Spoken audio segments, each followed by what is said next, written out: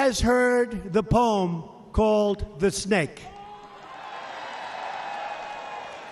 So I have it. Does anybody want to hear it again? You sure? Are you sure?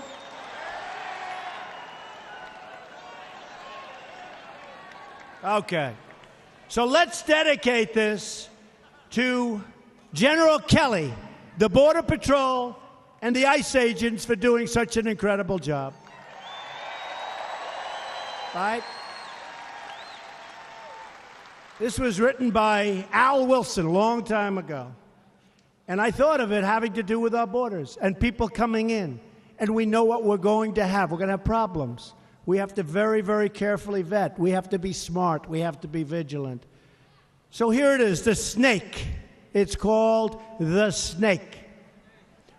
On her way to work one morning, down the path along the lake, a tender-hearted woman saw a poor, half-frozen snake. His pretty-colored skin had been all frosted with the dew. "Poor thing," she cried, "I'll take you in, and I'll take care of you." The border. "Take me in, O tender woman. Take me in, for heaven's sake. Take me in, O tender woman," sighed the vicious snake.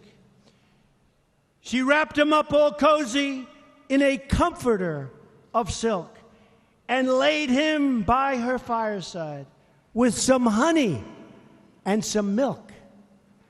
She hurried home from work that night, and as soon as she arrived, she found that pretty snake she'd taken in had been revived. "Take me in, O tender woman. Take me in, for heaven's sake.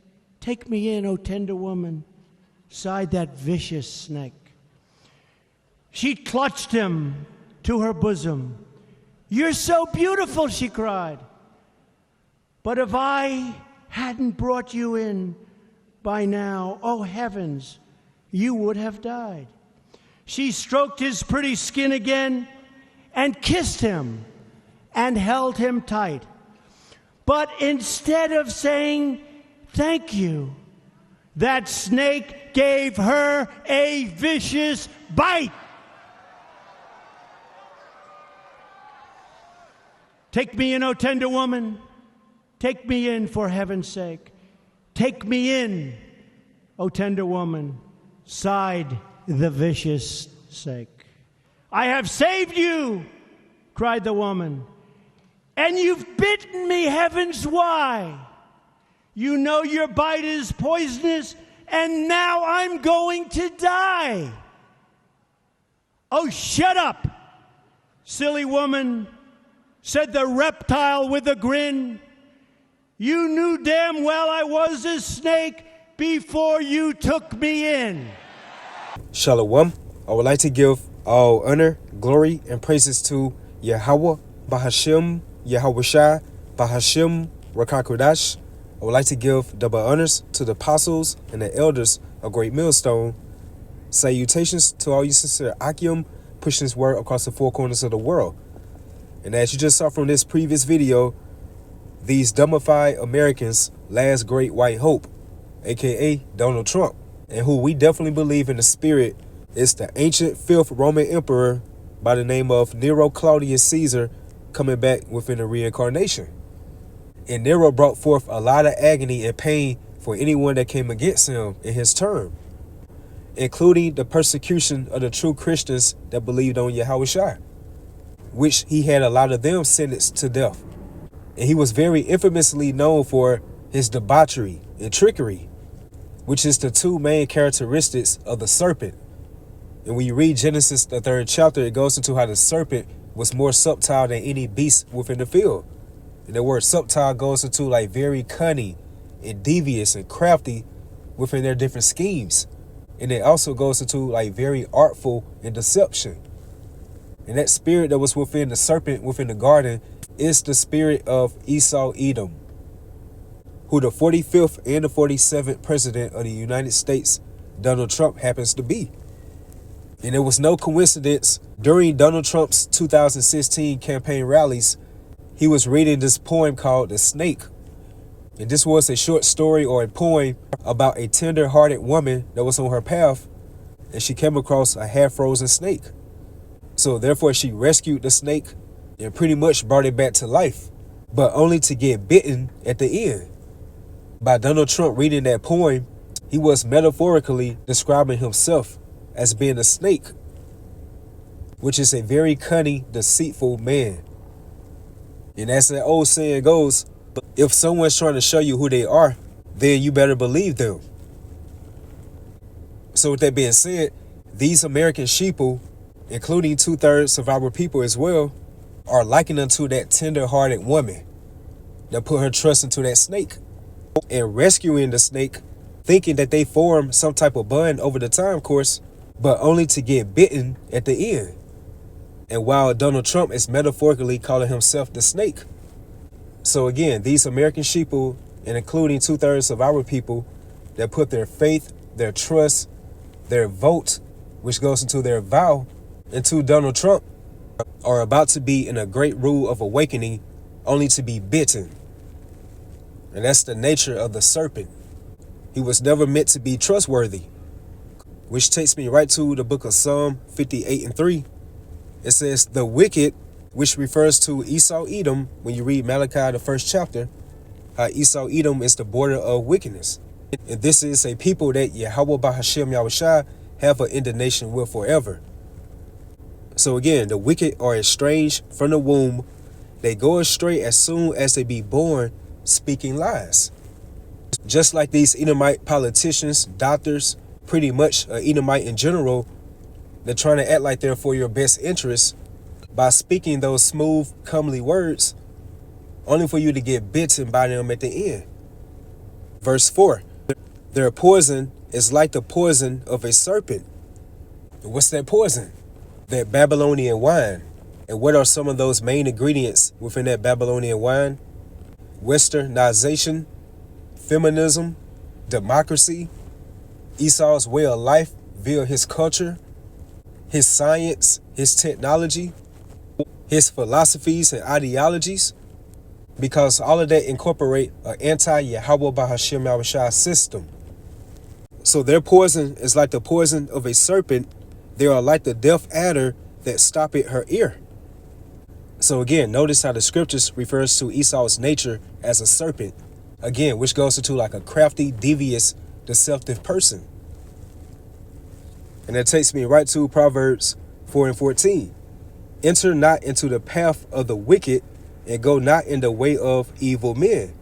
Avoid it, pass not by it, turn from it, and pass away. For they sleep not, except they have done mischief. And come to mind the Roman Emperor Nero. He was very known to be deceptive and immoral, to the point that he set the city of Rome on fire, which is still known within today's time as the Great Fire of Rome, and to rebuild Rome within his image. So therefore he could be able to bypass the Senate. And what did that lead to? Of him putting the blame upon the Christians, who were Israelites, and more so the true followers of Yahushua, which led to those believers being persecuted and ultimately their deaths. And he also criticized his senators who came against him, and he ordered their deaths. So Nero was definitely a man not to be trustworthy, which is that same spirit that's within all these Edomites. And as it stated within Ecclesiasticus, that which is crooked cannot be made straight. So Esau Edom is the Most High's can't get right. And when you read Romans the 9th chapter, it goes into how the children, referring to Jacob and Esau, neither did anything good or evil, but it was ultimately the purpose of Yahweh Bahashem Yahushua, according to the election might stand. So therefore Esau had to play out his role upon the earth, and that's to be the wicked.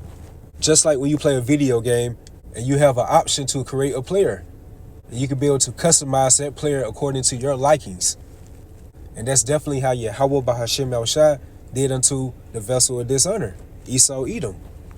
He was made to be the antagonist upon the earth, and whereas Jacob was made to be the opposite. the protagonist, or the good guy. Verse 16, for they sleep not except they have done mischief, and through the Spirit, we believe that Donald Trump is definitely Nero coming back within a process called reincarnation.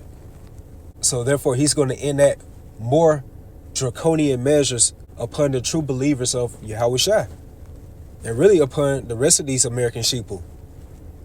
And their sleep is taken away unless they cause some to fall. And here's the point. Verse 17, for they eat the bread of wickedness and drink the wine of violence. And again, that wine is referring to that Babylonian wine, which is toxic for your well-being if you engulf it.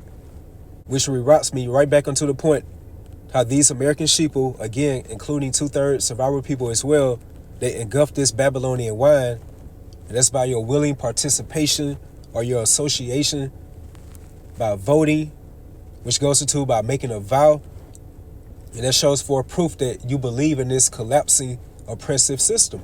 And these people are about to be in a great rule of awakening, especially these people that put their trust into Trump, because again, he's likened unto their last great white hope. And he's not going to heal Babylon because it's not meant for him to heal Babylon. He's going to carry the agendas of these international bankers who pinpointed him to be within his 45th and 47th presidential seat.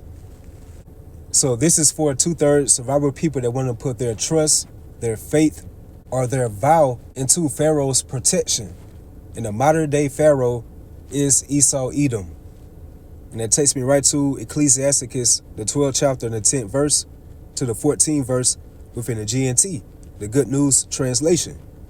Never trust an enemy. His wickedness is as destructive as rust. Watch out and be on guard against him, even if he acts ever so humble. And I came across a quote that came from this Roman statesman, lawyer, scholar, and philosopher by the name of Marcus Tullius Cicero, and he stated, a nation of sheep will beget a government of wolves.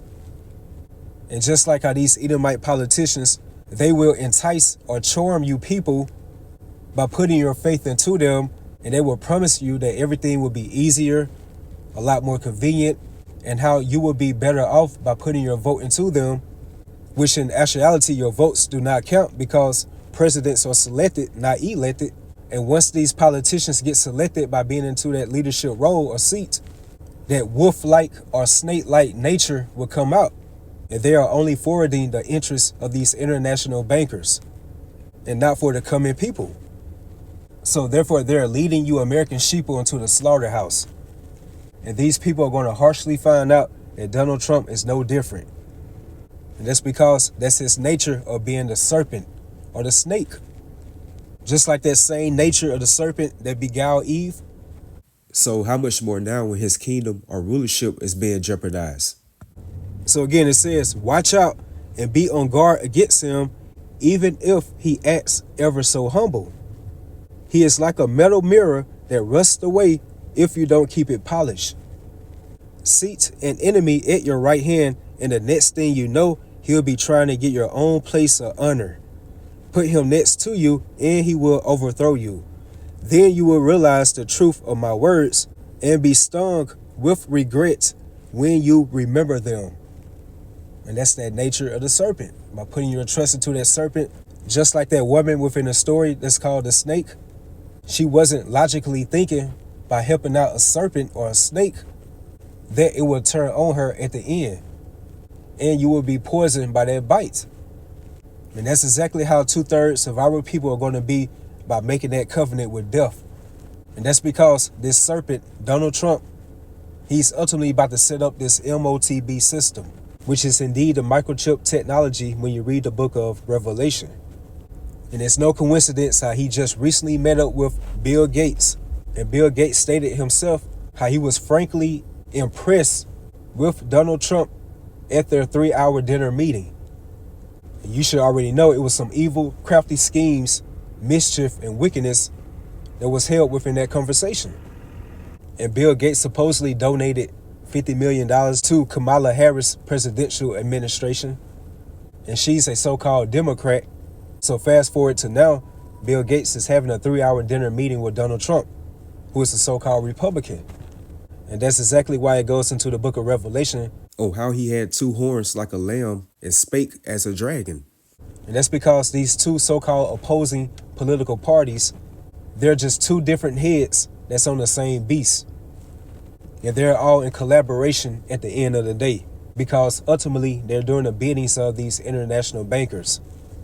They are forging a technocracy, which is a form of a government where the decision makers will be your scientists, your engineers, and your different technical experts. And they're going to be the decision makers within the political role. And we saw a prelude to that with the C-19 pandemic, where you had Dr. Fauci was mainly within the forefront. And they're definitely going to perfect it for this upcoming pandemic. And again, you American sheeple are going to be within a great rule of awakening. And that's because a nation of sheep will beget a government of wolves. Verse 13, nobody feels sorry for snake charmers or wild animal tamers who get bitten. And nobody will feel sorry for you if you run around with sinners and get involved in their wrongdoing. So by 2/3 of our people that put their conscious effort into this collapsing American system, and more so by putting your trust into Pharaoh, which can be likened unto Donald Trump, as is stated within Isaiah the 30th chapter and the 3rd verse within the NLT version, by trusting Pharaoh, you will be humiliated, and by depending on him, you will be disgraced. And rightfully so, because you were definitely warned about the divine nature of Esau Edom via Yahweh Bahashem Yahushua's righteous prophets out here within these latter times. Whether you hear or forbear, you were still cautioned through the Spirit. And ultimately, you American sheep are about to get stung very harshly via these draconian executive orders that Donald Trump is going to pass after his inauguration. So with that, hopefully you all is edified, you all stay strong, keep pushing forward. Shalom.